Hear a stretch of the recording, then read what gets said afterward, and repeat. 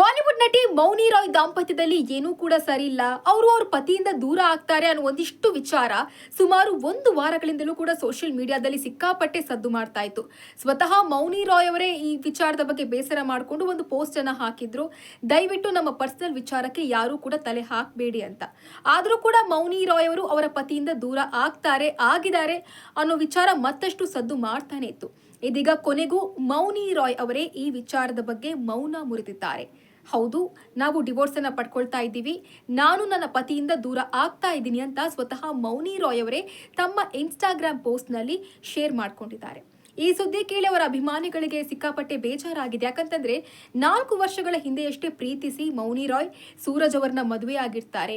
ಏನಾಗಿರ್ಬೋದು ಅಂತದ್ದು, ಪ್ರೀತಿಸಿ ಮದುವೆ ಆಗಿದ್ದಾರಲ್ವಾ, ಯಾಕಾಗಿ ಡಿವೋರ್ಸ್ ಅನ್ನ ಪಡೆದಿದ್ದಾರೆ ಅನ್ನೋ ಒಂದಿಷ್ಟು ವಿಚಾರ ಕೂಡ ಈಗ ಸಿಕ್ಕಾಪಟ್ಟೆ ಚರ್ಚೆ ಆಗ್ತಾ ಇದೆ.